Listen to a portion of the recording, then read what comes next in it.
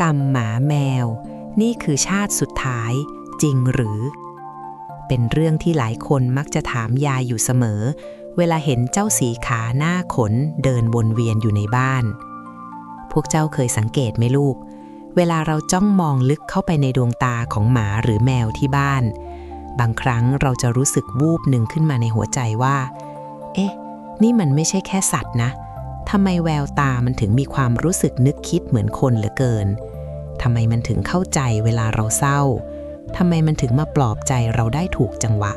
เรากับรู้ความในใจและนั่นคือที่มาของคำถามที่ว่าหรือนี่จะเป็นชาติสุดท้ายของพวกมันแล้วจริงๆก่อนที่จะได้กลับมาเกิดเป็นมนุษย์อีกครั้งวันนี้เราจะมาถอดรหัสเรื่องกรรมหมาแมวผ่านตำราโบราณและความเชื่อที่สืบทอดกันมานานเตรียมหูไว้ฟังกันให้ดีนะลูกเพราะเรื่องนี้จะทำให้พวกเจ้ามองเพื่อนรักสีขาที่บ้านไม่เหมือนเดิมอีกต่อไปปฐมบทแห่งสายใหญ่ดวงตาที่ซ่อนวิญญาณคนมาจ้ะฟังยายนะลูก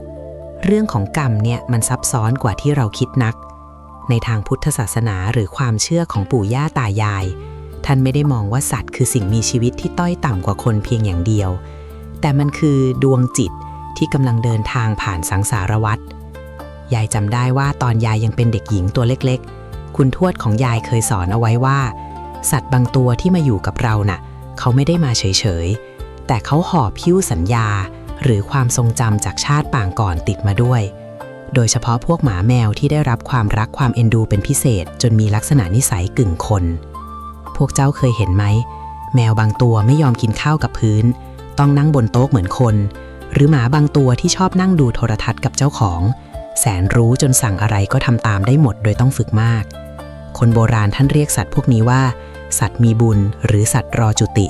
ความหมายก็คือพวกเขากำลังอยู่ในช่วงรอยต่อของภพภูมิ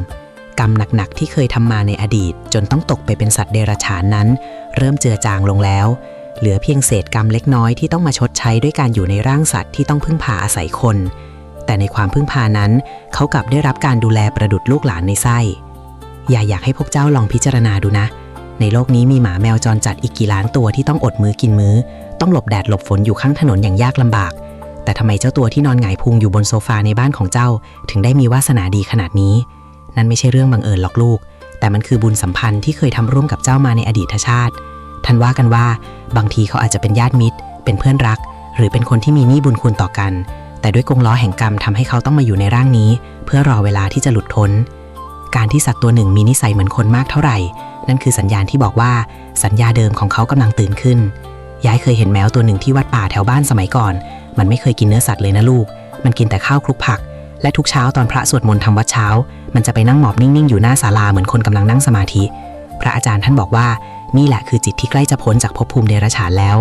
กรรมที่ทำให้เขาต้องมาอยู่ในร่างแมวนั้นเหลือเพียงเส้นบางๆเพียงแค่เขาหมดอายุขัยในชาตินี้จิตที่คุ้นชินกับความสงบและศีลธรรมจะพาเขาพุ่งตรงไปสู่ภพภูมิที่สูงขึ้นทันทีลูกเอ๋ยชีวิตหมาแมวที่เราเห็นว่าแสนรู้นั้นแท้จริงแล้วเขากำลังเรียนแบบวิถีคนเพื่อเตรียมตัวกลับมาเป็นคนอีกครั้งสังเกตดูสิว่าเขาพยายามสื่อสารกับเราขนาดไหนพยายามทำตัวให้เป็นประโยชน์พยายามปกป้องเราเรื่องเล่าโบราณมักจะบอกว่าหากหมาแมวตัวใดสละชีวิตเพื่อปกป้องเจ้าของหรือตายในอ้อมกอดของคนที่รักเขาอย่างสุดหัวใจจิตสุดท้ายที่เต็มไปด้วยความกตัญญูและความรักนั้นคือกุญแจทองที่จะเปิดประตูสู่ภพมนุษย์ในชาติถัดไปทันทีแต่ลูกหลานเอ๋ยการจะบอกว่านี่คือชาติสุดท้ายหรือไม่มันไม่ได้ดูแค่ความแสนรู้นะแต่มันมีสัญญาณเตือนอื่นๆที่ลึกซึ้งกว่านั้นซึ่งเกี่ยวกับพฤติกรรมประหลาดหรือการแสดงออกที่ก้าวข้ามขีดจำกัดของสัตว์ทั่วไปซึ่งเรื่องนี้แหละที่ยายจะขยายความให้ฟังว่าคนโบราณเขามีวิธีสังเกตอย่างไรว่าสัตว์เลี้ยงตัวไหนกำลังจะจุติเป็นคนในชาติหน้าสัญญาณเก่าที่ตื่นรู้พฤติกรรมกึ่งมนุษย์และรหัสลับแห่งกรรมเรื่องที่ว่าหมาแมวบางตัวมีนิสัยเหมือนคนจนน่าตกใจในทางกุศโลบายโบราณท่านว่านี่คือการแสดงสัญญาหรือการระลึกชาติได้ในระดับจิตใต้สำนึกสัตว์ที่กำลังจะหมดกรรมจากภพเดรัจฉานมักจะมีพฤติกรรมที่เรียกว่าสัตว์กตัญญูเกินวิสัยคำว่ากตัญญูเกินวิสัยคืออะไรล่ะยายจะยกตัวอย่างเรื่องหนึ่งที่เกิดขึ้นจริงแถวบ้านยายสมัยก่อน มีสุนัขตัวหนึ่งชื่อเจ้าด่าง มันไม่ได้เป็นหมาพันธุ์ดีอะไรหรอกแต่ความแปลกของมันคือทุกวันพระมันจะคาบดอกไม้เหี่ยวๆที่คนทิ้งไว้มาวางหน้าหิ้งพระในบ้านเจ้าของแล้วก็นั่งหมอบนิ่งๆจนกว่าเจ้าของจะสวดมนต์เสร็จคนแถวนั้นเขาบอกว่าเจ้าด่างเนี่ยชาติที่แล้วคงเคยเป็นอุบาสกที่เคร่งครัดมากแต่ดันไปพลาดพลั้งทำกรรมเรื่องมิจฉาทิฏฐิหรือความหลงผิดในวินาทีสุดท้ายก่อนตายเลยต้องมาเกิดเป็นหมาเพื่อใช้กรรมแห่งความหลงนั้นลูกหลานรู้ไหมว่ากรรมที่ส่งผลให้คนต้องมาเกิดเป็นสัตว์เลี้ยงที่ใกล้ชิดคนนั้นส่วนใหญ่ไม่ใช่กรรมหนักอย่างการฆ่าแกล้งหรอกนะแต่มักจะเป็นกรรมที่เกิดจากความผูกพันที่เหนียวแน่นเกินไปหรือความหลงเช่นก่อนตายใจนึกถึงแต่ความเป็นห่วงบ้านห่วงทรัพย์สินหรือห่วงครอบครัวแบบไม่ยอมปล่อยวางจิตที่ยึดติดนั้นจะพาให้มาเกิดใกล้ๆกับสิ่งที่ตัวเองรักแต่อาจจะต้องมาในร่างของสัตว์เพื่อให้ได้รับความรักความดูแลเป็นการตอบแทนการที่เขามาอยู่ในบ้านของเจ้าและได้รับการปฏิบัติเหมือนคนนั่นแหละคือการเสวยบุญในร่างสัตว์ยายอยากให้เจ้าสังเกตนะสัตว์ที่อยู่ในข่ายชาติสุดท้ายมักจะมีอาการเบื่อโลกในบางครั้งเช่นนั่งมองฟ้ามองฝนอย่างเงียบเหงาหรือชอบไปอยู่ใกล้ๆที่สงบอย่างห้องพระหรือเวลาเราทำบุญใส่บาตรเขาจะเดินมามีส่วนร่วมด้วยอาการสำรวมท่าทางแบบนี้แหละลูกคือการซึมซับไอแห่งบุญเพื่อประคองจิตให้ผ่องใสก่อนที่จะดับขันคนโบราณท่านสอนว่าถ้าเราเจอสัตว์ที่มีลักษณะแบบนี้ให้เราช่วยต่อยอดให้เขาจ้ะอย่ามองว่าเขาเป็นแค่หมาแมวแต่ให้ชวนเขาสวดมนต์ให้เขาฟังธรรมบ่อยๆหรือเวลาเราทำบุญมาก็ให้บอกเขาว่ามาอนุโมทนาบุญกับแม่นะลูกนะชาติหน้าจะได้เกิดมาเป็นคนดีมีศีลธรรมเชื่อไหมลูกว่าสัตว์เขารับรู้ได้ด้วยกระแสจิตการที่เขาหูตั้งหางกระดิกหรือมองหน้าเราด้วยความตื้นตันในขณะที่เราบอกบุญนั่นคือการที่เขากำลังเก็บอริยทรัพย์ไว้ในจิตเพื่อเป็นเสบียงในการเดินทางสู่ภพใหม่แต่ความจริงที่เจ็บปวดอย่างหนึ่งที่ยายต้องบอกพวกเจ้าก็คือสัตว์เหล่านี้มักจะมีอายุขัยที่สั้นกว่าปกติหรือมีเหตุให้ต้องจากไปอย่างรวดเร็วเมื่อเขาหมดกรรมจริงๆบางตัวพอเจ้าของหมดทุกข์หรือพอเขาทำหน้าที่คุ้มครองบ้านเสร็จเขาก็จะไปทันทีเหมือนกับว่าเขามาเพื่อภารกิจสั้นๆเท่านั้นการจากลาของสัตว์แสนรู้เหล่านี้มักจะนำมาซึ่งความโศกเศร้าที่ลึกซึ้งราวกับการเสียญาติผู้ใหญ่ซึ่งยายจะเล่าให้ฟังว่าทำไมการจากไปของสัตว์ในชาติสุดท้ายถึงมีนัยสำคัญที่บอกเราได้ว่าเขาไปสู่สุคติแล้วจริงๆพวกเจ้าอยากรู้ไหมล่ะว่าสัญญาณสุดท้ายก่อนที่หมาแมวจะลาโลกนี้ไปเพื่อไปเกิดเป็นคนนั้นมีอะไรบ้างและทำไมการตายของสัตว์บางตัวถึงได้ทิ้งปริศนาธรรมไว้ให้เจ้าของได้ระลึกถึงอยู่เสมอเตรียมตั้งสติฟังยายให้ดีนะลูกเพราะตอนถัดไปมันจะยิ่งเข้มข้นขึ้นไปอีกขยับเข้ามาล้อมวงกันให้ชิดอีกนิดนะลูกหลานเอ๋ยลมหนาวเริ่มโชยมาแล้วหาผ้าห่มมาคลุมตักกันไว้ให้ดีเรื่องที่ยายจะเล่าต่อไปนี้มันเริ่มลึกซึ้งลงไปถึงก้นบึ้งของจิตวิญญาณเมื่อกี้ยายทิ้งท้ายไว้เรื่องสัญญาณที่บอกว่าสัตว์เลี้ยงของเราอาจจะกำลังทำภารกิจสุดท้ายในร่างเดรัจฉานวันนี้ยายจะพาพวกเจ้าไปถอดรหัสรอยต่อแห่งกรรมว่าทำไมบางตัวถึงต้องมาเพื่อชดใช้และบางตัวถึงต้องมาเพื่อเกื้อกูลจนกลายเป็นตำนานแห่งความกตัญญูที่ฟ้าดินต้องจดจำพันธสัญญาแห่งหนี้กรรมภารกิจลับของเพื่อนสี่ขาที่มาเพื่อปกป้องในทางธรรมท่านว่าไม่มีสิ่งใดเกิดขึ้นโดยบังเอิญการที่หมาสักตัวหรือแมวสักตัวเลือกจะเดินเข้ามาในชีวิตเราหรือการที่เราไปสะดุดตาเห็นมันในกรงขังแล้วเกิดความรู้สึกสงสารจนจับใจนั่นแหละคือจุดเริ่มของพันธสัญญาเดิมที่เคยทำกันมายายจะบอกให้ว่าสัตว์ในกลุ่มที่เรียกว่าชาติสุดท้ายมักจะมีภารกิจที่ชัดเจนมากนั่นคือการมาเพื่อรับเคราะห์แทนหรือมาเพื่อต่ออายุไขให้เจ้าของยายจำเรื่องหนึ่งได้แม่นเลยลูกสมัยยายยังสาวๆแถวบ้านยายมีลุงคนหนึ่งชื่อลุงชื่นแกเป็นคนใจบุญแต่ดวงแกถึงคาด หมอดูทักว่าปีนี้จะประสบอุบัติเหตุร้ายแรง แกเลี้ยงหมาอยู่ตัวหนึ่งเป็นหมาไทยธรรมดาชื่อเจ้าทอง เจ้าทองนี่มันแสนรู้นักมันไม่เคยห่างลุงชื่นเลยแม้แต่ก้าวเดียววันหนึ่งลุงชื่นแกกำลังจะเดินข้ามถนนไปซื้อของที่ตลาดอยู่ดีๆเจ้าทองที่ปกตินิ่งสงบกลับวิ่งพรวดพราดออกไปเห่ากันโชคตัดหน้าลุงชื่นอย่างรุนแรงจนแกชะงักก้าวเท้าไม่ออกวินาทีนั้นเองลูกเอ๋ยรถบรรทุกที่เบรกแตกก็พุ่งเฉียดหน้าลุงชื่นไปเพียงเส้นยาแดงผ่าแปดแต่ความเศร้าคือเจ้ารถคันนั้นพุ่งไปชนเจ้าทองแทนจนมันสิ้นใจคาที่ลุงชื่นแกโฮลั่นเลยลูกแกบอกว่าในแววตาสุดท้ายของเจ้าทองที่มองแกก่อนจะหลับตาลงมันไม่มีความเจ็บปวดเลยแต่มันเป็นแววตาที่อิ่มเอิบและสงบเหมือนภารกิจของมันเสร็จสิ้นแล้วพระอาจารย์ที่วัดท่านบอกว่านี่แหละคือกรรมทดแทนเจ้าทองมันคือเทพบุตรที่ลงมาเกิดในร่างหมาเพื่อมาชดใช้หนี้ชีวิตให้ลุงชื่นพระชาติก่อนลุงชื่นเคยช่วยชีวิตมันไว้ชาตินี้มันเลยมาขอรับเคราะห์ใหญ่แทนเพื่อให้กรรมนั้นจบสิ้นกันไปและการตายด้วยความสละชีพแบบนี้แหละลูกที่จะพาจิตของมันพุ่งพรวดไปเกิดเป็นมนุษย์ที่สมบูรณ์ทันทีโดยไม่ต้องผ่านภพภูมิอื่นอีกลูกหลานเอ๋ยบางครั้งการที่สัตว์เลี้ยงของเราป่วยกระเสาะกระแสะหรือชอบเดินมาวนเวียนตามจุดที่เราปวดเมื่อยตามร่างกายนั่นก็เป็นกุศโลบายทางจิตวิญญาณนะแมวมันมีพลังงานพิเศษที่ช่วยดูดซับความเครียดและพลังงานลบออกจากตัวคนได้พวกมันยอมให้ร่างกายตัวเองอ่อนแอลงเพื่อให้เจ้าของแข็งแรงขึ้นนี่คือความรักที่ไร้เงื่อนไขที่หาได้ยากในมนุษย์ด้วยกันเองเสียอีกคนโบราณท่านถึงสอนว่าอย่าไปดุด่าว่ากล่าวเวลาแมวมันมาขวางทางหรือหมามันเห่าเตือนในสิ่งที่เรามองไม่เห็นเพราะนั่นคือการเฝ้ายามของมันอยากให้พวกเจ้าลองย้อนมองดูเพื่อนสีขาที่บ้านดูซิว่ามีช่วงเวลาไหนไหมที่เขารับบทเป็นผู้กอบกู้ในวันที่ใจเจ้าแตกสลายบางตัวมาเพื่อสอนให้เจ้าเรารู้จักความอดทนบางตัวมาเพื่อสอนให้เจ้ารู้จักการเป็นผู้ให้การที่เขาต้องมาอยู่ในร่างที่พูดไม่ได้บอกความต้องการไม่ได้แต่มันคือการฝึกขันติบารมีขั้นสูงสุดของดวงจิตนั้นๆเมื่อเขาทนต่อความหิวทนต่อความเจ็บป่วยและทนต่อการถูกมองข้ามได้ด้วยใจที่ยังเปี่ยมด้วยความรักนั่นแหละลูกคือการสะสมบารมีเพื่อชาติสุดท้ายของเขาจริงๆแต่ภารกิจของพวกเขาไม่ได้จบเพียงแค่นั้นนะลูก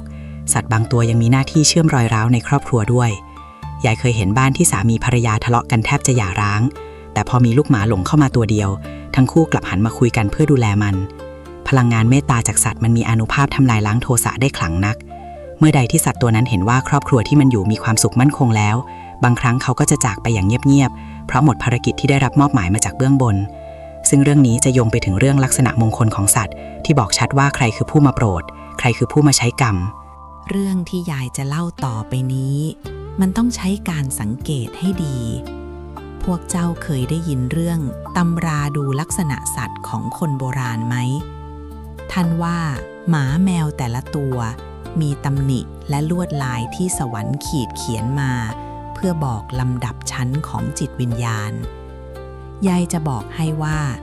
สัตว์ที่กำลังจะพ้นจากภพเดรัจฉานมักจะมีลักษณะที่ดูสะอาดสะอ้านผิดหูผิดตาแม้จะเป็นหมาแมวข้างถนนก็ตามสังเกตดูนะลูกหมาที่มีถุงเท้าขาวทั้งสี่ข้างหรือแมวที่มีปื้นขาวกลางหน้าเหมือนสวมหน้ากากโบราณท่านไม่ได้มองว่ามันแค่สวยนะแต่มันคือเครื่องหมาย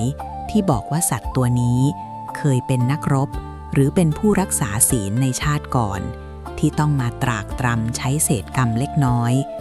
โดยเฉพาะแมววิเชียรมาศหรือแมวมาเลศที่มีสีขนมงคลตามตำราสมุดข่อยโบราณ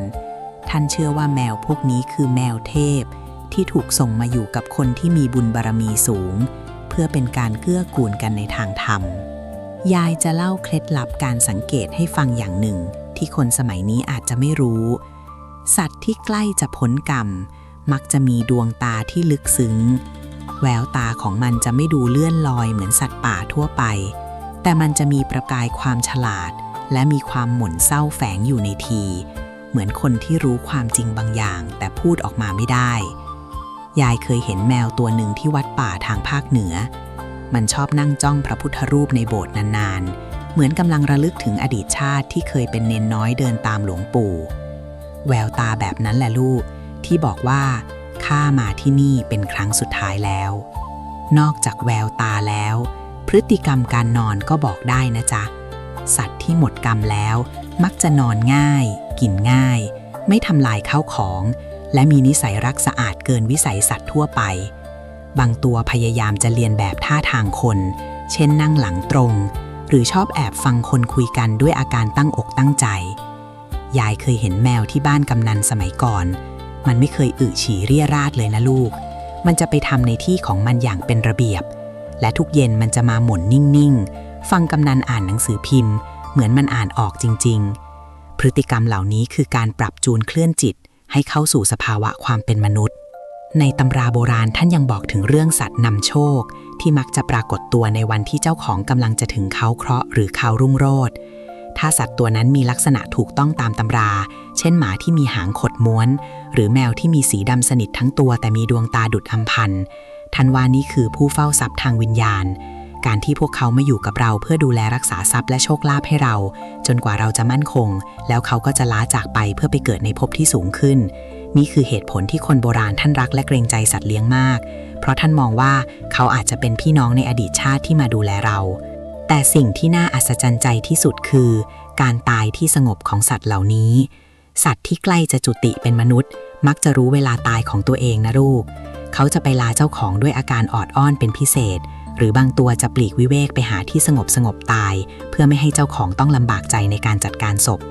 ยายเคยเห็นสุนัขตัวหนึ่งมันเดินไปเคาะประตูห้องนอนเจ้าของทุกคนในบ้านในคืนเดียวเหมือนจะบอกว่าลาก่อนนะพอเช้ามาเขาก็นอนหลับไปเฉยๆท่าทางสงบเหมือนนอนหลับธรรมดานี่แหละคือการดับขันของดวงวิญญาณที่หมดเวรกรรมแล้วจริงๆลูกเอ๋ยการที่เราดูแลเขาให้ดีที่สุดตามรูปลักษณ์และธาตุเกิดของเขามันคือการส่งเสริมให้เขาไปได้ไวขึ้นนะแต่การดูแลนั้นไม่ใช่แค่เรื่องที่อยู่อาศัยหรือความรักเท่านั้นมันยังมีเรื่องของอาหารการกินที่ส่งผลต่อกระแสเลือดและกระแสจิตของเขาด้วยซึ่งเรื่องนี้มันลึกซึ้งถึงขั้นว่าอาหารที่บริสุทธิ์สามารถช่วยชำระล้างเศษกรรมบางอย่างได้ซึ่งยายจะเล่าให้ฟังว่าคนโบราณเขาปรุงใจผ่านปรุงอาหารให้สัตว์เลี้ยงอย่างไรเพื่อให้เขามีพลังในการก้าวข้ามภพภูมิสำรับแห่งเมตตาการปรุงอาหารด้วยหัวใจเพื่อชำระหนี้กรรมพวกเจ้าเคยสงสัยไหมว่าทำไมคนโบราณเวลาเขาจะให้ข้าวหมาข้าวมะแมเขาถึงไม่ใช้คำว่าโยนเศษอาหารแต่เขาจะใช้คำว่าจัดสำรับยายจำได้แม่นเลยว่าคุณทวดของยายท่านจะพิทัดพิถันมากข้าวที่จะให้หมาแมวท่านจะตักจากยอดหม้อข้าวสวยร้อนๆที่หอมกรุ่นไม่ใช่ข้าวบูดข้าวเหลือท่านบอกว่าเองอย่าไปมองว่ามันเป็นแค่สัตว์เพราะใจมันเป็นคนมาครึ่งหนึ่งแล้วการให้ของประณีตคือการยกฐานะจิตใจของมันในทางกรรมวิสัยนะลูกหลานอาหารคือธาตุหล่อเลี้ยงไม่ใช่แค่ทางกายแต่เป็นทางใจด้วยสัตว์ที่อยู่ในข่ายชาติสุดท้ายมักจะมีกายละเอียดที่ไวต่อสัมผัสมากการที่เจ้าปรุงอาหารให้เขาด้วยความรักไม่ใช่แค่เปิดกระป๋องแล้วเททิ้งคว้างแต่นึกในใจขณะทำว่าขอให้อาหารนี้เป็นยาบริสุทธิ์ชำระล้างความหิวโหยและหนี้กรรมของเจ้ากระแสจิตที่อ่อนโยนของเจ้าจะซึมซับลงไปในเม็ดข้าวในเนื้อปลาเมื่อเขากินเข้าไปพลังงานเมตตานี้จะไปช่วยระงับสัญชาตญาณสัตว์ป่าที่ดุร้ายหรือความหวาดระแวงให้เบาบางลงพวกเจ้าเคยเห็นไหมหมาแมวที่กินอาหารที่เจ้าของตั้งใจให้ด้วยความรักมักจะมีแววตาที่สงบและขี้อ้อนผิดปกตินั่นเพราะเขาได้รับโอสถธรรมเข้าไปหล่อเลี้ยงจิตวิญญาณยายเคยเห็นหมาจรจัดตัวหนึ่งที่วัดมันเคยดุร้ายมากใครเข้าใกล้เป็นแยกเขี้ยวใส่แต่พอหลวงตาที่วัดท่านเมตตาทุกเช้าท่านจะแบ่งข้าวก้นบาตรที่ท่านอธิษฐานจิตแล้วให้มันกินพร้อมกับลูบหัวเบาๆบอกว่าพ้นทุกข์พ้นร้อนนะลูกไม่ถึงพรรษาหรอกลูกเจ้าหมาตัวนั้นกลายเป็นหมาที่เชื่องที่สุดในวัดและชอบมานอนฟังพระสวดมนต์เหมือนคนใจบุญยายจะบอกเคล็ดลับอย่างหนึ่งนะถ้าช่วงไหนสัตว์เลี้ยงของเจ้าป่วยบ่อยหรือดูซึมเศร้าเหมือนแบกโลกไว้ทั้งใบให้ลองเปลี่ยนวิธีการให้พรอันประเสริฐผ่านอาหารดูจ้ะการเลือกของที่ดีที่สุดเท่าที่กำลังเราจะหาได้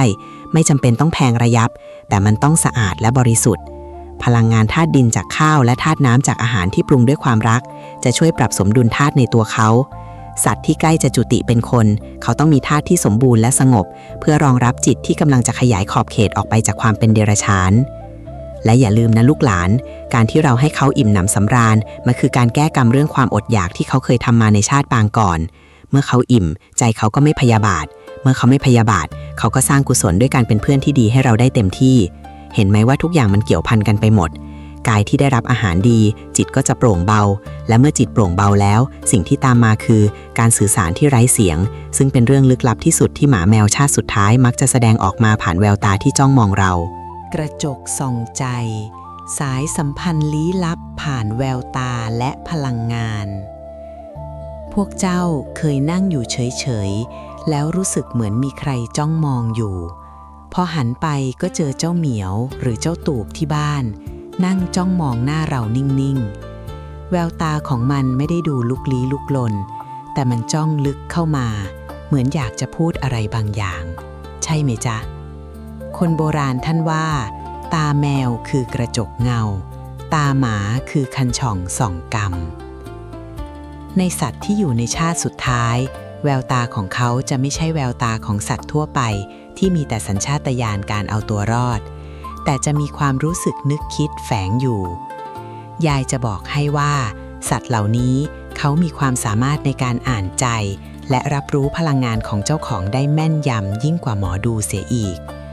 เวลาเจ้าเครียดกลับมาบ้านแล้วแซงทำเป็นยิ้มแต่ข้างในมันรุ่มร้อนดุจไฟเจ้าเหมียวที่บ้านมันรู้ก่อนใครเพื่อนนะลูกมันจะเดินเข้ามาคลอเคลียหรือมานั่งนิ่งๆอยู่ใกล้ๆเพื่อช่วยดูดซับพลังงานที่รุ่มร้อนนั้นออกไปนี่คือภารกิจทางจิตวิญญาณของเขาจ้ะ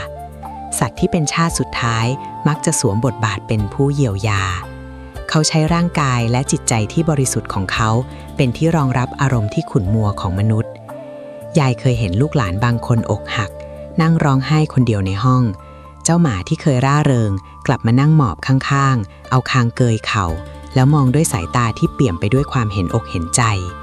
แววตาแบบนั้นแหละคือแววตาของดวงจิตที่ข้ามพ้นความเป็นเดรัจฉานมาแล้วครึ่งหนึ่งเพราะมันมีความเมตตาและการสละความสุขส่วนตัวเพื่อผู้อื่นสิ่งที่น่าอัศจรรย์ไปกว่านั้นคือสัตว์เหล่านี้มักจะทำตัวเป็นกระจกเงาสะท้อนนิสัยของเจ้าของถ้าเจ้าเป็นคนใจร้อนเอะอะโวยวายหมาแมวในบ้านก็จะดูกระวนกระวายและหวาดแวแรงแต่ถ้าเจ้าเป็นคนใจเย็นมีศีลธรรมสัตว์ในบ้านก็จะดูสงบนิ่งและน่ารักนั่นเพราะเขาได้รับกระแสพลังงานจากเจ้าเป็นแม่แบบในการฝึกฝนจิตเพื่อไปเกิดเป็นคนในชาติหน้ายายถึงมักบอกให้พวกเราหมั่นสวดมนต์แผ่เมตตาให้เขาบ่อยๆเพราะเขาจะซึมซับเอาไอธรรมเหล่านั้นไว้ในดวงจิตลูกหลานเอ๋ยแววตาคู่นั้นที่จ้องมองเจ้ามันอาจจะกำลังบอกว่าขอบใจนะที่ดูแลกันหรืออย่าเศร้าไปเลยนะชาติหน้าเราอาจจะได้เดินเคียงข้างกันในฐานะเพื่อนมนุษย์ความผูกพันทางจิตวิญญาณแบบนี้มันเหนือกว่าคำบรรยายใดๆและการที่เขามีปฏิกิริยาต่ออารมณ์ของเราอย่างรุนแรงนั่นคือสัญญาณว่าสื่อจิตระหว่างเจ้ากับเขาเริ่มเชื่อมกันติดแล้วซึ่งเรื่องนี้แหละจะนำไปสู่ความลึกลับของเสียงและนิมิตที่สัตว์เหล่านี้พยายามจะสื่อสารกับเราในยามค่ำคืนพวกเจ้าอยากรู้ไหมว่าทำไมบางครั้งหมาถึงเห่าในที่ที่ไม่มีใครหรือแมวถึงจ้องมองมุมห้องที่ว่างเปล่าอย่างเอาเป็นเอาตายในสัตว์ที่ใกล้จะพ้นกรรมเขาสามารถเห็นโลกซ้อนมิติได้ชัดเจนกว่าคนเราหลายเท่าตัวนักและบางครั้งเขาก็พยายามจะเตือนภัยเราผ่านสัญญาณประหลาดๆเหล่านั้นเตรียมตั้งสติฟังยายให้ดีนะลูกเพราะตอนถัดไปมันจะยิ่งท้าทายความเชื่อของพวกเจ้ามากขึ้นไปอีกทัศนะที่ 3ในร่างเดรัจฉานเมื่อเขามองเห็นสิ่งที่คนมองไม่เห็นพวกเจ้าเคยนั่งเล่นอยู่ดีๆแล้วเห็นเจ้าเหมียวที่บ้านลุกขึ้นมายืนตัวตรงจ้องมองไปที่มุมห้องที่ไม่มีอะไรเลยไหมหรือเจ้าตูบที่จู่ๆก็ลุกขึ้นมาเห่ากันโชคไปทางหน้าต่างที่มืดสนิททั้งที่ไม่มีคนเดินผ่านไม่มีเสียงอะไรเลยนั่นแหละลูกคือช่วงเวลาที่มิติทับซ้อนมันปรากฏแก่สายตาของเขาคนโบราณท่านสอนยายมาว่าสัตว์ที่มีจิตบริสุทธิ์และอยู่ในช่วงรอยต่อของภพภูมิมักจะมีประสาทสัมผัสที่ 5 ที่ 6 วัยเป็นพิเศษ ในสัตว์ที่อยู่ในชาติสุดท้ายของความเป็นเดรัจฉานพลังงานทางจิตของเขาจะสูงมากเพราะกรรมที่เคยบดบังดวงวิญญาณมันเบาบางลงเหมือนหมอกควันที่จางหายไปทำให้เขาสามารถรับรู้ถึงคลื่นพลังงานที่ละเอียดอ่อนได้ยายจำได้ว่าสมัยยายยังสาวมีสุนัขตัวหนึ่งชื่อเจ้าโกะมันเป็นหมาวัดที่แสนรู้มากวันหนึ่งมันไปยืนเห่าอยู่ที่โคนต้นโพใหญ่หลังวัดเห่าไม่หยุดจนพระเนนต้องออกมาดูปรากฏว่าคืนนั้นเองกิ่งโพขนาดมหึมาที่ข้างในผุพังจนมองไม่ออกก็หักโค่นลงมาตรงจุดนั้นพอดีถ้าเจ้าโก๊กไม่เห่าเตือนไว้ก่อนป่านนั้นใครที่ไปเดินแถวนั้นคงเจ็บตัวกันไปแล้วสิ่งที่ยายอยากให้พวกเจ้าสังเกตคือท่าทางของเขาเวลาที่เขาสัมผัสได้ถึงสิ่งที่ลี้ลับถ้าเขาจ้องมองนิ่งๆด้วยอาการสงบนั่นอาจจะเป็นเทวดาอารักษ์หรือพลังงานมงคลที่มาเยี่ยมเยียนบ้านแต่ถ้าเขามีอาการขนลุกชันหูตูบหรือคลางหงิงๆด้วยความหวาดกลัวนั่นคือสัญญาณเตือนว่ามีพลังงานลบหรือสิ่งไม่ดีกำลังคืบคลานเข้ามาสัตว์เหล่านี้ทำหน้าที่เป็นยามทางวิญญาณให้กับเราโดยที่เราไม่รู้ตัวเลยล่ะลูกในทางจิตวิทยาโบราณท่านว่านี่คือการฝึกสติให้กับเจ้าของบ้านนะจ๊ะเมื่อเห็นสัตว์มีปฏิกิริยาเราก็ต้องมีสติระวังตัวไม่ประมาทการที่เขาช่วยเราเฝ้ายามในมิติที่มองไม่เห็นแบบนี้คือกุศลใหญ่ที่เขาสั่งสมเพื่อเป็นเสบียงในการเกิดใหม่เมื่อเขาช่วยรักษาชีวิตหรือทรัพย์สินของมนุษย์ได้จิตของเขาจะเกิดความปิติและภาคภูมิใจความรู้สึกที่ว่าข้ามีค่านี่แหละลูกที่จะช่วยยกระดับดวงวิญญาณให้พ้นจากความเป็นสัตว์ได้ไวขึ้นแต่ลูกเอ๋ยนอกจากการเฝ้ายามแล้วภารกิจที่ยิ่งใหญ่ที่สุดของสัตว์ในชาติสุดท้ายคือการยอมสละสิ่งที่รักที่สุดเพื่อคนที่รักที่สุดซึ่งเรื่องนี้มันคือปมที่ลึกซึ้งที่สุดของกรรมเพื่อนสีขาที่ยายจะเล่าให้ฟังว่าทำไมการสละชีพเพื่อเจ้าของถึงเป็นตั๋วเดินทางเที่ยวเดียวที่ส่งเขาไปสู่ภพภูมิที่สูงที่สุดได้ทันทีวีรบุรุษขนฟูการสละชีวิตเพื่อล้างกรรมครั้งใหญ่ในตำราธรรมท่านว่าการเสียสละชีวิตเพื่อผู้อื่นคือมหาปรมัตถบารมีและสำหรับสัตว์เดรัจฉานตัวเล็กๆที่มีเพียงชีวิตเป็นทรัพย์สินอย่างเดียวการที่เขายอมสละชีวิตเพื่อช่วยเจ้าของคือการลัดคิวทางธรรมที่ทรงพลังที่สุดยายจะบอกให้ว่าสัตว์ที่ตายด้วยการกตัญญูมักจะไม่ต้องไปเกิดในอบายภูมิอีกเลยในชาติต่อไปยายมีเรื่องเล่าจากคนเก่าคนแก่อยู่เรื่องหนึ่งเป็นเรื่องของแมวสีสวาทที่ชื่อเจ้าสร้อยเจ้าของเขาเป็นหญิงชราที่อยู่บ้านคนเดียววันหนึ่งเกิดไฟไหม้บ้านในยามวิกาลยายเจ้าของบ้านหลับสนิทไม่รู้เรื่องรู้ราวเจ้าสร้อยมันไม่ได้วิ่งหนีเอาตัวรอดออกไปทางหน้าต่างนะลูกแต่มันวิ่งเข้าไปในมุ้งแล้วใช้เล็บตะกุยหน้ายายเจ้าของบ้านจนแกตื่นยายเจ้าของบ้านตกใจตื่นขึ้นมาเห็นไฟกำลังลามแกเลยคว้าเจ้าสร้อยจะวิ่งออกไปแต่คานไม้ที่ติดไฟมันตกลงมาขวางทางพอดีเจ้าสร้อยมันดิ้นหลุดจากอ้อมกอดแล้วพุ่งไปกัดที่ขากางเกงของยายลากแกให้หลบไปอีกทางหนึ่งได้ทันเวลาก่อนคานจะถล่มลงมาแต่ตัวเจ้าสร้อยเองหนีไม่พ้นลูกเอ๋ยมันถูกไฟคลอกตายอยู่ในบ้านหลังนั้นยายเจ้าของบ้านแกเสียใจแทบขาดใจแต่พระอาจารย์ท่านบอกว่าอย่าร้องไห้เลยยายเพราะเจ้าสร้อยมันไปสบายแล้วการที่มันยอมตายในกองเพลิงเพื่อรักษาชีวิตมนุษย์คือการเผาผลาญเศษกรรมเก่าของมันจนสิ้นซากความร้อนจากไฟไม่ได้ทำร้ายจิตใจที่เปี่ยมด้วยเมตตาของมันเลยแต่มันกลับแปลเปลี่ยนเป็นแสงสว่างนำทางให้ดวงวิญญาณของมันพุ่งขึ้นสู่สวงสวรรค์เพื่อรอจุติเป็นมนุษย์ที่บารมีสูงในชาติหน้าพวกเจ้าต้องเข้าใจนะลูกว่าสัตว์ที่มีลักษณะการตายแบบนี้คือสัตว์ที่หมดธุระในภพนี้แล้วจริงๆภารกิจของเขาคือการมาเพื่อให้และเมื่อให้จนหมดสิ้นแม้กระทั่งลมหายใจเขาก็ไม่มีพันธะใดๆติดค้างกับโลกนี้อีกการที่เขายอมเอาตัวเข้าแลกไม่ว่าจะเป็นการสู้กับงูพิษที่กำลังจะเข้าบ้านหรือการวิ่งขวางหน้ารถเพื่อช่วยเด็กตัวเล็กๆทุกอย่างคือการพิสูจน์ว่าหัวใจของเขาเป็นคนมาตั้งแต่วันที่เขายังมีขนปกคลุมร่างกายอยู่ คนโบราณท่านสอนว่าถ้าสัตว์เลี้ยงของเราตายด้วยเหตุแบบนี้ให้เราตั้งศพเขาให้ดีทำบุญอุทิศส่วนกุศลให้เขาด้วยความเคารพในฐานะวีรบุรุษประจันบ้านอย่าทำเพียงแค่ขุดหลุมฝังไปเฉยๆเพราะดวงจิตของเขานั้นสูงส่งนักการที่เราอนุโมทนาในความดีของเขาจะช่วยเป็นแรงส่งเสริมให้เขาไปถึงเป้าหมายได้เร็วขึ้นยายเคยเห็นบางคนทำบุญใหญ่ให้สุนัขที่ตายจากการสู้กับโจรพ้นบ้านเชื่อไหมว่าหลังจากนั้นไม่นานเจ้าของบ้านคนนั้นก็ฝันเห็นเด็กชายหน้าตาผ่องใสเดินมาขอบคุณและบอกว่าจะไปเกิดในที่ที่ดีนี่แหละลูกคือการยืนยันว่าชาติสุดท้ายของเขาจบลงอย่างสวยงามลูกเอ๋ยการสละชีวิตเป็นเรื่องที่ยิ่งใหญ่แต่ในชีวิตประจำวันสัตว์เหล่านี้ก็สอนสัจธรรมเราอยู่ตลอดเวลาผ่านความเจ็บไข้ได้ป่วยของเขา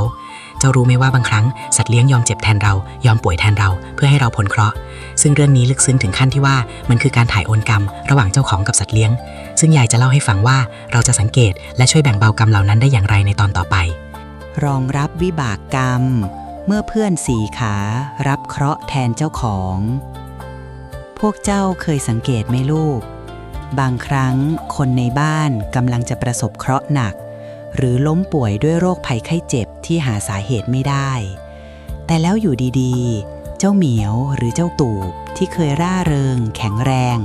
กลับล้มป่วยกระทันหันหรือมีอุบัติเหตุขึ้นกับมันอย่างไม่คาดฝันแล้วหลังจากนั้นคนในบ้านที่เคยป่วยกลับดีขึ้นอย่างน่าประหลาดใจเรื่องนี้ในตำราโบราณที่ปู่ย่าตายายท่านกระซิบบอกกันมาท่านเรียกว่าการรับเคราะห์แทนจ้ะยายจะเล่าเรื่องของลุงมิ่งให้ฟังลุงมิ่งเนี่ยแกเป็นคนดีมีศีลธรรมแต่มีช่วงหนึ่งที่ดวงแกตกต่ำสุดขีดหมอดูทักว่าแกจะถึงคาดในเดือนนั้นลุงมิ่งแกมีแมวสีสวาดอยู่ตัวหนึ่งชื่อว่าเจ้าสำลีเจ้าสำลีนี่มันรักลุงมิ่งมากไปไหนไปกันนอนเฝ้าหน้าห้องน้ำทุกเช้าวันหนึ่งลุงมิ่งแกกำลังจะก้าวขาออกจากบ้านอยู่ดีๆเจ้าสำลีที่ปกติเป็นแมวเรียบร้อยกลับกระโจนเข้ามาข่วนขาแกจนเป็นรอยเลือดซิบลุงมิ่งแกชะงักไปครู่หนึ่งเพื่อทำแผลวินาทีนั้นเองลูกเอ๋ยรถบรรทุกที่เสียหลักพุ่งพรวดเข้ามาชนรั้วบ้านตรงจุดที่ลุงมิ่งควรจะยืนอยู่พอดีลุงมิ่งรอดตายหวุดหวิดแต่ที่น่าเศร้าคือหลังจากวันนั้นไม่ถึง3 วันเจ้าสำลีที่ไม่ได้โดนรถชนไม่ได้บาดเจ็บตรงไหนกลับค่อยๆซึมลงไม่กินข้าวและสิ้นใจไปในที่สุดในอ้อมกอดของลุงมิ่งพระอาจารย์ที่วัดท่านบอกว่าเจ้าสำลีมันรู้ได้ญาณว่าลุงมิ่งจะถึงคราวเคราะห์มันจึงยอมถอนจิตของมันออกมารับแรงกระแทกของวิบากกรรมนั้นแทนเพื่อให้ลุงมิ่งได้อยู่สร้างบุญต่อไปนี่แหละลูกคือหัวใจของสัตว์ในชาติสุดท้ายมันไม่ได้มาเพื่อแค่กินและนอนแต่มันมาเพื่อสละสัตว์ที่อยู่ในภพภูมิสุดท้ายของความเป็นเดรัจฉานจะมีความเมตตาที่บริสุทธิ์มากเพราะจิตของมันเริ่มก้าวข้ามพ้นสัญชาตญาณสัตว์ป่าไปแล้วมันจะมองเจ้าของไม่ใช่แค่แหล่งอาหารแต่คือผู้อุปถัมภ์และเพื่อนร่วมทางวิญญาณเมื่อมันเห็นพลังงานดำมืดหรือวิบากกรรมกำลังจะเข้าหาคนที่มันรักมันจะใช้ร่างกายและจิตที่สะอาดของมันเป็นเขื่อนกั้นหรือเป็นฟองน้ำดูดซับพลังงานลบเหล่านั้นไว้ที่ตัวเองจนบางครั้งร่างกายมันรับไม่ไหวยายอยากบอกพวกเจ้าว่าเวลาเห็นสัตว์เลี้ยงป่วยอย่าเพิ่งไปท้อแท้หรือเสียใจจนเกินเหตุนะลูกให้ตั้งจิตแผ่เมตตาให้เขาบอกเขาว่าเราขอบใจในสิ่งที่เขาทำยิ่งเขารับรู้ว่าเรารู้ซึ้งถึงความกตัญญูของเขาจิตของเขาจะยิ่งผ่องใสการรับเคราะห์แทนนี้ถือเป็นมหาทานของสัตว์ลูกเอ๋ยมันเป็นการล้างกรรมเก่าที่ติดตัวมาในอดีตชาติอย่างรวดเร็วที่สุดเหมือนกับว่าเขาใช้ร่างกายนี้เป็นเครื่องชำระหนี้จนหมดสิ้นเพื่อที่ว่าเมื่อลมหายใจสุดท้ายสิ้นสุดลงเขาจะไม่มีพันธะใดๆติดค้างอยู่กับภพเดรัจฉานอีกเลยพวกเจ้าต้องเข้าใจนะว่าความรักของสัตว์น่ะมันซื่อตรงและไร้เงื่อนไขกว่าคนเรานักการที่มันยอมเจ็บแทนเรายอมป่วยแทนเรามันคือการพิสูจน์บารมีทางจิตที่ยิ่งใหญ่และเมื่อภารกิจการรับเคราะห์แทนจบลงร่างกายของมันอาจจะโรยราไปตามกาลเวลาแต่วิญญาณข้างในนั้นกลับสุขสว่างขึ้นเรื่อยๆซึ่งสิ่งนี้จะเห็นได้ชัดมากในช่วงที่พวกมันเข้าสู่วัยชราซึ่งเป็นช่วงเวลาที่สัญชาตญาณคนจะเด่นชัดขึ้นมาจนเราสังเกตได้เองซึ่งยายจะบอกวิธีสังเกตในตอนต่อไปว่าอาการของหมาแมวสูงอายุที่กำลังจะจุติเป็นคนนั้นเขาจะมีพฤติกรรมเปลี่ยนไปอย่างไรบ้างปัดฉิมวัยที่เปลี่ยนไปสัญญาคนในร่างสัตว์ที่เด่นชัดพอการละเวลาผ่านไปหมาแมวที่อยู่กับเรามานานจนเข้าสู่วัยชราขนที่เคยเงางามเริ่มมีสีขาวแซมดวงตาที่เคยสดใสเริ่มขุ่นมัวลงตามธรรมชาติแต่นี่แหละลูกเอ๋ยคือช่วงเวลาที่สัญญาเก่าหรือความทรงจำจากชาติก่อนที่เคยเป็นมนุษย์จะค่อยๆปรากฏออกมาเด่นชัดที่สุด ยายอยากให้พวกเจ้าลองสังเกตดูนะว่าสัตว์เลี้ยงสูงอายุในบ้านของเจ้าเริ่มทำตัวแปลกๆที่เหมือนคนมากขึ้นเรื่อยๆหรือเปล่ายายเคยเห็นแมวของป้าสายที่อยู่ท้ายหมู่บ้านเป็นแมวไทยลายสลิดอายุเกือบ20 ปีแล้วนะช่วงท้ายๆของชีวิตมันเนี่ยมันไม่ค่อยเล่นไม่ค่อยซนเหมือนแมวทั่วไปแล้วนะลูกแต่มันชอบมานั่งนิ่งๆอยู่ที่ข้างหิ้งพระเวลาป้าสายสวดมนต์ตอนเย็นมันจะนั่งหลังตรงขอตั้งแววตามันนิ่งสงบเหมือนกำลังเข้าสมาธิอยู่จริงๆบางวันป้าสายลืมสวดมนต์มันก็จะไปนั่งร้องเรียกหน้าหิ้งพระจนป้าสายต้องมานั่งสวดให้มันฟังแววตาของมันตอนนั้นนะลูกเอ๋ยมันไม่ใช่แววตาแมวที่หิวปลาแต่มันเป็นแววตาของคนที่โหยหาธรรมะคนโบราณท่านสอนว่าสัตว์ที่ใกล้จะพ้นกรรมมักจะเริ่มสำรวมอินทรีย์เหมือนคนที่กำลังฝึกกรรมฐานมันจะเริ่มไม่ยึดติดกับการเล่นสนุกไม่ค่อยวิ่งไล่หนูหรือจิ้งจกเหมือนแต่ก่อนแต่มันจะใช้เวลาส่วนใหญ่นั่งมองท้องฟ้านั่งมองผู้คนหรือนั่งจ้องหน้าเจ้าของนิ่งๆเหมือนมันกำลังทบทวนบทเรียนในชีวิตที่ผ่านมาแววตาที่จ้องมองมานั้นจะมีความหมายลึกซึ้งมีความอาลัยอาวรณ์แต่แฝงไว้ด้วยความปล่อยวางในคราวเดียวกัน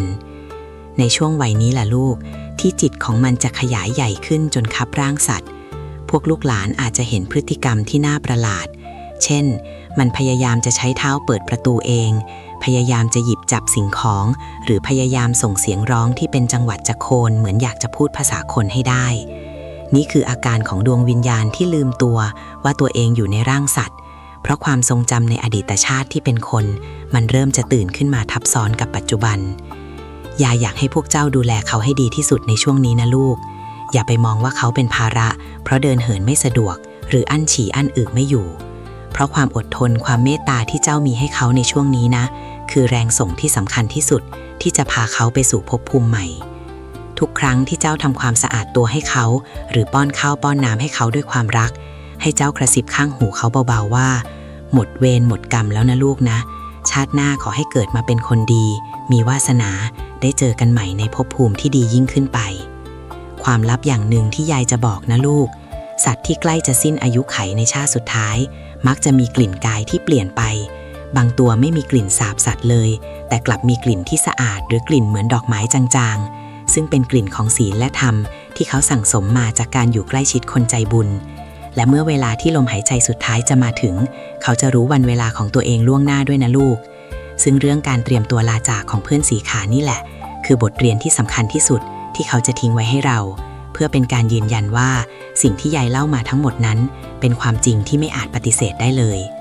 ซึ่งในตอนต่อไปยายจะเล่าถึงวินาทีที่สำคัญที่สุดนั่นคือตอนที่ดวงวิญญาณกำลังจะออกจากร่างกลิ่นอายและเหตุการณ์ที่เกิดขึ้นในตอนนั้นจะบอกเราได้อย่างชัดเจนว่าเขาไปสู่ที่ชอบที่ควรแล้วจริงๆหรือไม่เตรียมใจฟังกันให้ดีนะลูกหลานเพราะมันคือความจริงที่งดงามที่สุดเรื่องหนึ่งในสังสารวัฏนี้เลยล่ะวินาทีแห่งการเปลี่ยนผ่านสัญญาณสุดท้ายแห่งการดับขันในช่วงเวลาที่ลมหายใจสุดท้ายของสัตว์เลี้ยงแสนรักกำลังจะมาถึงเนี่ยคนโบราณท่านให้สังเกตอาการเลือกเวลาของพวกมันจ้ะสัตว์ที่เป็นสัตว์ป่าหรือสัตว์ทั่วไปที่มีกรรมยังหนาอยู่มักจะชอบไปแอบตายตามซอกหลืบมืดทึบหรือหนีออกจากบ้านไปตายลำพังเพื่อไม่ให้ใครเห็นนั่นคือสัญชาตญาณของการเอาตัวรอดที่ยังสลัดไม่หลุดแต่สำหรับสัตว์ที่อยู่ในชาติสุดท้ายพวกเขาจะทำในสิ่งที่ต่างออกไปอย่างสิ้นเชิงยายเคยเห็นกับตามาหลายตัวลูกสัตว์พวกนี้เขาจะไม่หนีไปไหนเลยแต่เขาจะเลือกที่จะอยู่ในสายตาของคนที่เขารักมากที่สุดจนวินาทีสุดท้ายยายจำเรื่องเจ้าด่างหมาไทยที่บ้านกำนันได้ดีวันที่มันจะจากไปมันเดินไปรอบบ้านเลยนะลูกเดินช้าๆเหมือนจะไปลาทุกคนในครอบครัวพอถึงตอนกลางคืนมันก็เดินมาหมอนิ่งๆอยู่แทบเท้าของกำนันแววตาของมันตอนนั้นนะลูกเอ๋ยมันไม่ได้มีความเจ็บปวดกระวนกระวายเลยแต่มันเป็นแววตาที่สงบนิ่งและอิ่มเอิบเหมือนคนกำลังจะหลับลึกมันจ้องมองหน้ากำนันนิ่งๆนานๆเหมือนจะบันทึกภาพสุดท้ายไว้ในดวงจิตก่อนจะค่อยๆผ่อนลมหายใจยาวๆครั้งหนึ่งแล้วนิ่งไปพระอาจารย์ท่านเคยสอนยายว่า อาการแบบนี้เรียกว่าการดับขันด้วยปิติจ้ะจิตที่ผูกพันอยู่กับกุศลและความรักจะทำให้เขาสามารถก้าวข้ามความเจ็บปวดทางกายได้ชั่วขณะสัตว์ที่ใกล้จะจุติเป็นมนุษย์มักจะได้รับสัมผัสพิเศษในช่วงเวลานี้บางตัวอาจจะมองเห็นนิมิตบางอย่างที่คนมองไม่เห็นสังเกตดูสิลูกถ้าเขาหูตั้งขึ้นเล็กน้อยหรือพยายามจะชูคอขึ้นมองไปในที่ว่างที่เต็มไปด้วยแสงสว่างนั่นแหละคือวินาทีที่มิติแห่งภพมนุษย์กำลังเปิดรับเขาแล้วยายอยากบอกพวกเจ้านะว่าในวินาทีนั้นน่ะใจของคนเลี้ยงสำคัญที่สุดอย่าร้องไห้โวยวายจนทำให้เขากังวลใจนะลูกนะให้ประคองเขาไว้เบาๆบอกเขาว่าไปสู่สุขตินะลูกนะหมดเวรหมดกรรมในร่างนี้แล้วชาติหน้าเกิดใหม่เป็นคนดีมีศีลธรรมนะคำพูดที่เป็นกุศลของคนนี่แหละลูกจะเป็นดั่งแสงนำทางให้ดวงวิญญาณของเขาลอยล่องไปสู่ภพภูมิที่สูงขึ้นได้ทันทีการจากไปที่สงบและมีสติเช่นนี้คือหลักฐานสำคัญที่บอกว่านี่คือชาติสุดท้ายของความเป็นสัตว์เพราะเขาได้ฝึกฝนจิตให้สงบได้เท่ากับคนผู้ฝึกกรรมฐานมาดีแล้วแต่ลูกเอ๋ยความมหัศจรรย์ไม่ได้จบลงเพียงแค่การหมดลมหายใจนะอาจจากที่เขาล่วงลับไปแล้วมักจะมีปรากฏการณ์บางอย่างที่เกิดขึ้นกับเจ้าของบ้าน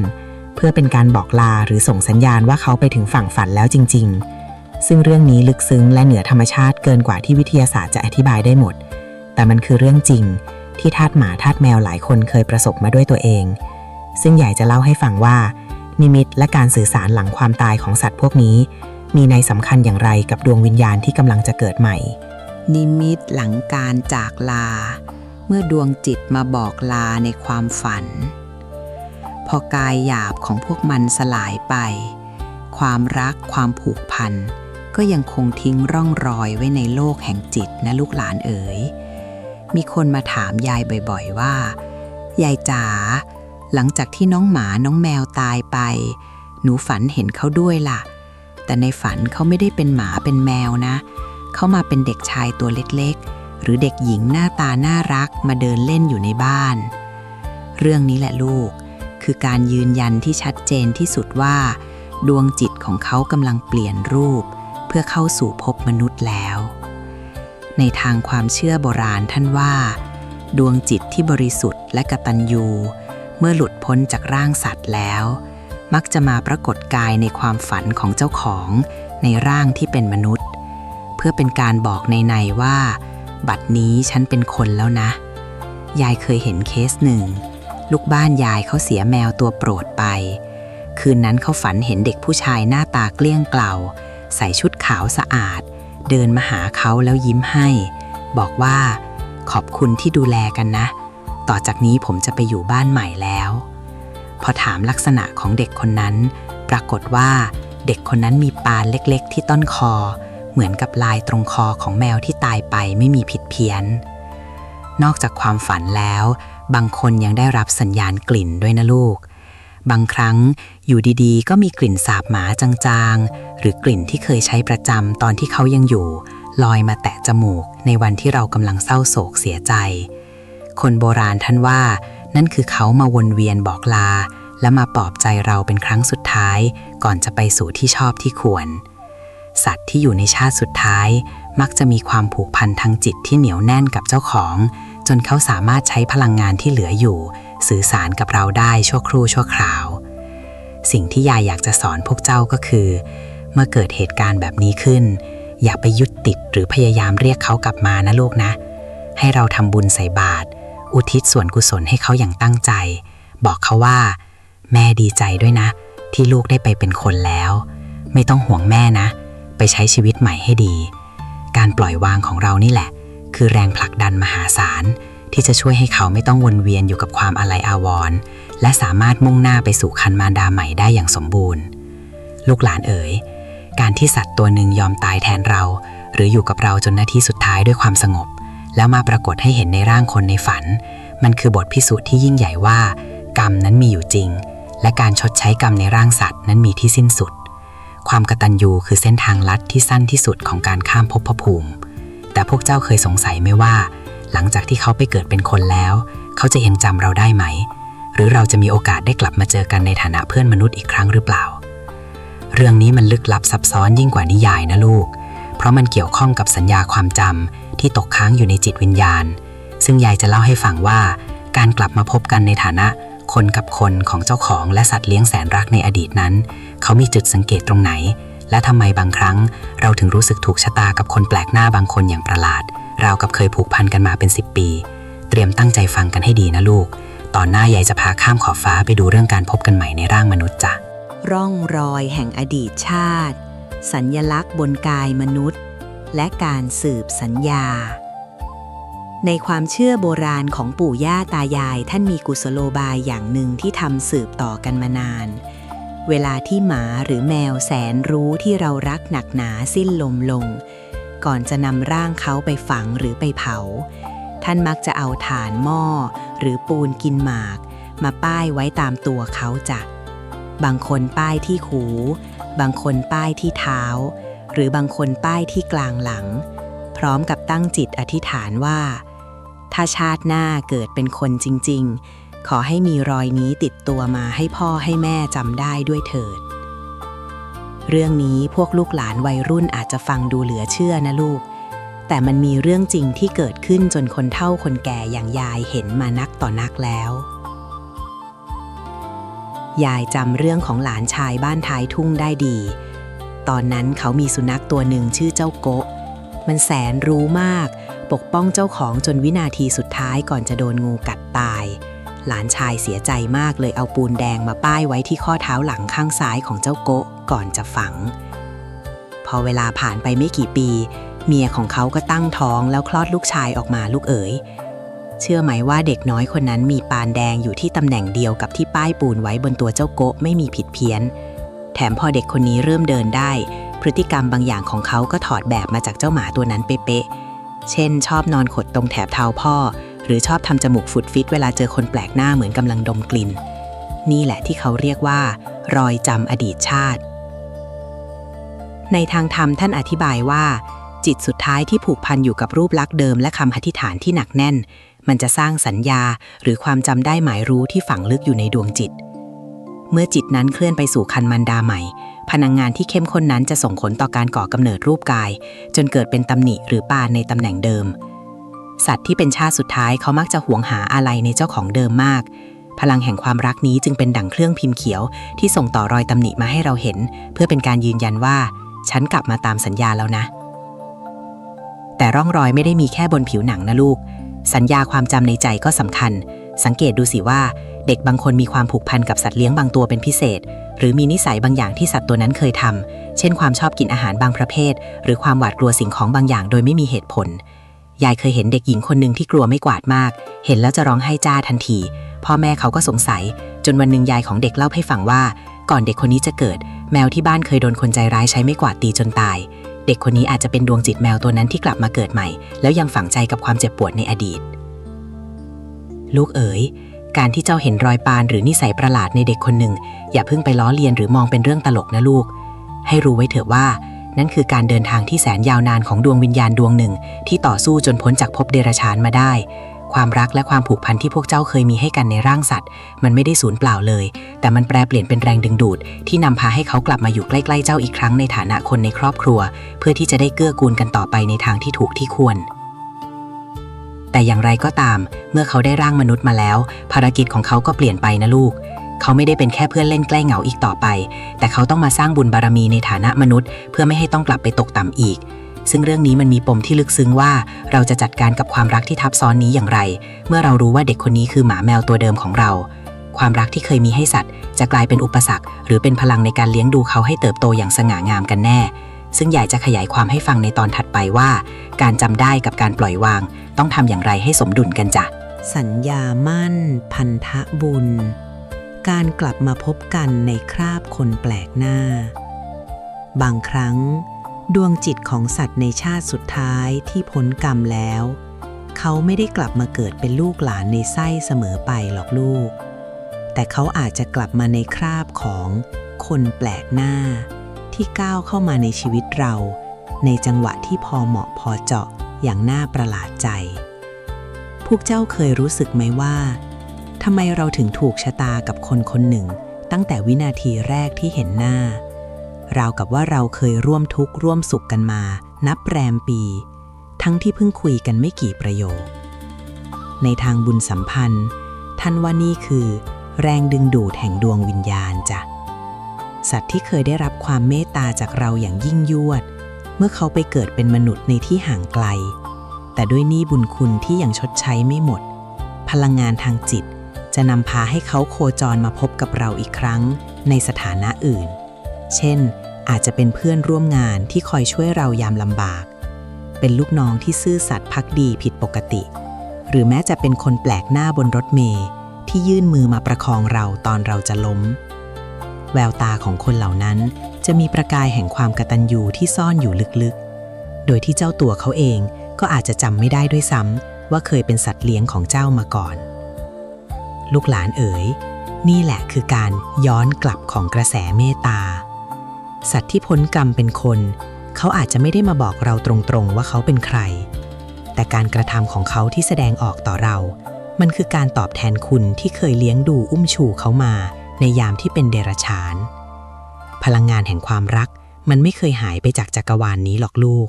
แต่มันแค่เปลี่ยนรูปเปลี่ยนร่างไปตามวาระกรรมเท่านั้นการที่เราทำดีกับสัตว์ในวันนี้จึงเป็นการสร้างมิตรแท้ไว้ในวันข้างหน้าอย่างแท้จริงอยากบอกพวกเจ้านะว่า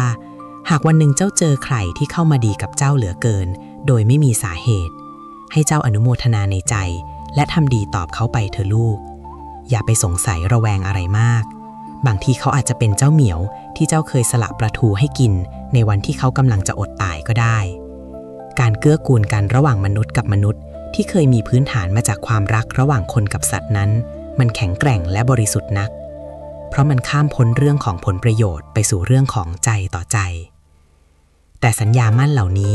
บางครั้งมันก็เป็นบ่วงที่รัดตัวเราไว้ไม่ให้ไปไหนได้เหมือนกันนะลูกถ้าความผูกพันนั้นเต็มไปด้วยความเศร้าส้อยหรือความอาลัยที่มากเกินไปมันจะกลายเป็นกำแพงที่ขวางกั้นดวงวิญญาณไม่ให้เดินทางต่อไปสู่แสงสว่างที่แท้จริงได้ซึ่งเรื่องนี้ลึกซึ้งนักเพราะมันเกี่ยวพันกับวิธีที่เราจะปลดปล่อยกันและกันให้เป็นอิสระเพื่อให้ชาติสุดท้ายของเขาเป็นจุดเริ่มต้นของนิพพานหรือภพภูมิที่สูงขึ้นไปอีกยายจะบอกให้ฟังในตอนต่อไปว่าเราจะตัดบ่วงกรรมนี้อย่างไรให้กลายเป็นบารมีที่ส่งเสริมกันทั้งสองฝ่ายจ้ะเงาแห่งบรรพบุรุษเมื่อดวงวิญญาณคนในครอบครัวย้อนคืนมาดูแลพวกลูกหลานเคยสงสัยไหมว่าทำไมหมาหรือแมวบางตัวที่เดินเข้ามาในบ้านเราทั้งที่เป็นแค่สัตว์จรจัดหน้าตาก็ธรรมดาแต่มันกลับรู้ทิศทางในบ้านเราดีเหลือเกินมันรู้ว่าห้องไหนคือห้องพระมันรู้ว่าใครคือหัวหน้าครอบครัวที่มันต้องเคารพหรือบางตัวถึงขั้นชอบไปนอนขดตัวอยู่ใต้เก้าอี้โยกของคุณทวดที่เสียไปแล้วทั้งที่มันไม่เคยเห็นท่านตอนยังมีชีวิตอยู่เลยคนโบราณท่านสอนไว้ลึกซึ้งนักว่าสัตว์เหล่านี้บางครั้งไม่ใช่ใครที่ไหนหรอกลูกแต่มันคือดวงวิญญาณของบรรพบุรุษหรือญาติพี่น้องในตระกูลที่ยังมีห่วงยังมีพันธสัญญาทางใจที่ยังตัดไม่ขาดนั่นเองในทางกฎแห่งกรรมนั้นจิตสุดท้ายก่อนจะดับขันของมนุษย์เราถ้ามีความกังวลหรือความเป็นห่วงลูกหลานอย่างแรงกล้าแต่ขณะเดียวกันก็มีเศษกรรมบางอย่างที่ทำให้ยังไปเสวยสุขในสวงสวรรค์ไม่ได้ทันทีจิตนั้นจะพุ่งหาที่พึ่งที่ใกล้ชิดที่สุดและร่างของสัตว์เลี้ยงในบ้านนี่แหละลูกคือที่พักพิงชั้นดีเพราะเป็นร่างที่สามารถแสดงความรักความซื่อสัตย์และความคุ้มครองได้โดยไม่ต้องใช้คำพูดยายเคยเห็นมานักต่อนักแล้วหมาบางตัวมีกิริยาอาการเหมือนคุณปู่ที่เสียไปไม่มีผิดชอบกินกล้วยน้ำว้าเหมือนกันชอบนั่งมองแดดยามเช้าท่าเดิมเป๊ะๆหรือแม้แต่ความดื้อรั้นที่เป็นเอกลักษณ์เฉพาะตัวนี่แหละคือสิ่งที่ยายเรียกว่าชาติสุดท้ายของการชดใช้ด้วยรักจ้ะดวงวิญญาณเหล่านั้นท่านยอมลดภพภูมิลงมาอยู่ในร่างที่สื่อสารลำบากเพื่อที่จะได้มองเห็นความเจริญเติบโตของลูกหลานเพื่อที่จะได้เฝ้าเรือนที่ท่านรักเป็นครั้งสุดท้ายก่อนจะหมดอายุไขทางวิญญาณในมิตินั้นๆพวกลูกหลานต้องจำไว้นะลูกการที่เจ้าดูแลหมาแมวพวกนี้ให้ดีไม่ใช่แค่การทำทานกับสัตว์แต่มันคือการแสดงความกตัญญูต่อบรรพบุรุษที่ซ่อนอยู่ในร่างขนฟูเหล่านั้นด้วยยิ่งเจ้าทำดีกับเขามากเท่าไหร่พลังงานความรักความอบอุ่นในบ้านก็จะยิ่งหนาแน่นขึ้นเท่านั้นเพ ราะท่านจะคอยแผ่เมตตาและอำนวยพรให้ลูกหลานที่รู้จักกตัญญูยายอยากให้พวกเจ้าลองสังเกตดูเวลาที่เจ้าทำเรื่องไม่ดีหรือทะเลาะกันในบ้านหมาแมวพวกนี้มักจะมีอาการซึมเศร้าหรือเดินเข้ามาแทรกตรงกลางเหมือนพยายามจะห้ามทับนั่นคือจิตใต้สำนึกของความเป็นผู้ใหญ่ในตัวเขาที่ทนเห็นลูกหลานบาดหมางกันไม่ได้ในทางตรงกันข้ามถ้าวันไหนบ้านมีเสียงหัวเราะมีการทำบุญพวกเขาจะร่าเริงแจ่มใสผิดปกติการที่เราดูแลเขาให้มีความสุขจึงเท่ากับเรากำลังดูแลหัวใจของบรรพบุรุษเราไปด้วยในตัวแต่ลูกหลานเอ๋ยการที่ดวงวิญญาณจะสถิตอยู่ในร่างสัตว์ได้อย่างสงบและมีพลังในการปกป้องเราได้นั้นร่างกายของเขาที่เป็นวิหารทางจิตต้องได้รับการดูแลอย่างประณีตที่สุดด้วยนะไม่ใช่แค่เรื่องใจอย่างเดียวแต่เรื่องกายภาพความสะอาดและความเป็นอยู่ของเขาก็เป็นเรื่องที่มองข้ามไม่ได้เพราะสิ่งเหล่านี้คือการแสดงออกถึงความเคารพในดวงวิญญาณที่สถิตอยู่ข้างในซึ่งเรื่องความสะอาดและการดูแลร่างกายสัตว์เลี้ยงนี้มันมีความลับหนึ่งที่เกี่ยวพันกับพลังงานธาตุในบ้านซึ่งยายจะบอกให้ฟังว่าทำไมการเลือกสิ่งของเครื่องใช้ที่บริสุทธิ์ถึงมีผลต่อดวงชะตาของทั้งคนและสัตว์ในตอนต่อไปวิหารที่สะอาดคือใจที่สว่างการดูแลกายภาพเพื่อรักษาสื่อนำโชคเมื่อกี้ยายบอกว่าสัตว์เหล่านี้อาจเป็นที่สถิตของดวงวิญญาณที่มาดูแลเราดังนั้นการที่เราปล่อยให้ที่หลับที่นอนของเขาเหม็นอับเต็มไปด้วยเชื้อโรคหรือร่างกายของเขาต้องทนทุกข์กับกลิ่นไม่พึงประสงค์ความเหนียวเหนอะหนะนั่นคือการลบหลู่พลังงานมงคลในบ้านโดยที่เราไม่รู้ตัวจ้ะในความเชื่อโบราณกลิ่นเหม็นและสิ่งที่หมักหมมคือตัวแทนของพลังงานเน่าเสียที่จะคอยปิดกั้นโชคลาภยิ่งถ้าเป็นสัตว์ที่อยู่ในชาติสุดท้ายเพื่อรอไปเกิดเป็นคนเขาจะยิ่งต้องการความสะอาดและบรรยากาศที่สงบเป็นพิเศษเพื่อประคองจิตให้ผ่องใสยายจะบอกเคล็ดลับอย่างหนึ่งนะลูกหลานการที่เราดูแลความสะอาดให้เขานั้นสมัยก่อนเราอาจจะใช้น้ำเปล่าหรือสมุนไพรต้มแต่ยุคนี้พวกเจ้าโชคดีที่มีตัวช่วยที่ทำจากธรรมชาติยายอยากให้พวกเจ้าใส่ใจเรื่องการใช้น้ำยาสกัดจากพืชธรรมชาติมาทำความสะอาดพื้นที่ที่เขาอยู่จ้ะทำไมยายถึงเน้นเรื่องนี้นักล่ะก็เพราะว่าจมูกของหมาและแมวนั้นไวกว่าคนเราเป็นร้อยเป็นพันเท่าสารเคมีที่รุนแรงหรือกลิ่นฉุนๆจากน้ำยาทั่วไปมันเหมือนกับเราเอาเขาไปวางไว้ในนรกแห่งกลิ่นดีๆนี่เองลูกเอ๋ยเมื่อเขาเครียดจากกลิ่นเคมีพลังงานเมตตาในตัวเขาก็จะลดลงโชคลาภที่เขาจะกวักมาให้เรามันก็น้อยตามไปด้วยลองเปลี่ยนมาใช้สิ่งที่อ่อนโยนสิ่งที่สกัดจากธรรมชาติแท้ๆที่ช่วยกำจัดกลิ่นอับและแบคทีเรียได้โดยไม่ทิ้งสารตกค้างสิจ๊ะเมื่อกลิ่นปัสสาวะหรือกลิ่นตัวของเขาถูกขจัดออกไปอย่างสะอาดหมดจดบ้านของเจ้าจะเปลี่ยนจากกรงขังกลายเป็นวิหารทันทีแสงสว่างทางโชคลาภจะเดินสะดวกขึ้นตัวสัตว์เองเขาก็จะรู้สึกเบาสบายเหมือนได้ชำระล้างสิ่งสกปรกออกจากกายและใจพฤติกรรมที่เคยเกเรหรือกระวนกระวายก็จะนิ่งสงบลงอย่างเห็นได้ชัดเพราะเขาได้รับสัมผัสที่บริสุทธิ์จากการดูแลของเจ้าความลับของการใช้ของที่สะอาดและปลอดภัยคือมันช่วยแก้ปัญหาเรื่องความหงุดหงิดในบ้านได้ด้วยนะลูกเจ้าเคยสังเกตไหมว่าเวลาบ้านมีกลิ่นอับจากสัตว์เลี้ยงคนในบ้านมักจะอารมณ์เสียใส่กันง่ายขึ้นแต่พอเราจัดการพื้นที่ให้หอมสะอาดด้วยวิธีธรรมชาตินอกจากจะดีต่อปอดของลูกหลานและสัตว์เลี้ยงแล้วมันยังเป็นการสร้างกระแสพลังงานเย็นให้ไหลเวียนอยู่ตลอดเวลานี่แหละคือการสร้างสภาวะให้ดวงจิตในชาติสุดท้ายของเขาพร้อมสำหรับการจุติที่งดงามที่สุดการดูแลกายภาพของเขาให้ดีที่สุดด้วยวัสดุที่บริสุทธิ์จึงเป็นการสร้างบุญใหญ่ที่ได้ผลตอนตาเห็นทั้งในภพนี้และภพหน้าลูกหลานจ๋าการที่เราสละแรงกายแรงใจมาขัดถูที่ทางของเขาด้วยของที่ดีที่สุดแบบนี้มันคือการสลัดความตระหนี่ออกจากใจเราด้วยนะเมื่อเราให้สิ่งที่ประณีตแก่ผู้อื่นเราก็จะได้รับสิ่งที่ประณีตตอบแทนและเมื่อบ้านเราสะอาดพร้อมดวงวิญญาณของเขาสว่างไสวพร้อมสิ่งที่เหลืออยู่คือการเชื่อมต่อผลบุญนี้ให้แผ่ขยายออกไปเพื่อให้โลกได้รับรู้ถึงความรักที่ยิ่งใหญ่ซึ่งเรื่องการสร้างบุญสัมพันธ์ร่วมกันนี่แหละคือจุดเริ่มต้นของปาฏิหาริย์ที่ยายจะเล่าให้ฟังในตอนที่สำคัญที่สุดถัดไปเตรียมตัวให้พร้อมนะลูกเพราะเรากำลังจะเข้าสู่ช่วงเวลาของการแผ่เมตตาที่ทรงพลังที่สุดร่วมกันแล้วรวบรวมกระแสบุญสัมพันธ์การอธิษฐานจิตเพื่อส่งสหายสู่ภพใหม่เรื่องราวที่เราคุยกันมาตั้งแต่ตอนแรกจนถึงตอนนี้มันไม่ใช่แค่เรื่องของคนกับสัตว์แต่มันคือเรื่องของการเติบโตทางจิตวิญญาณร่วมกันจ้ะ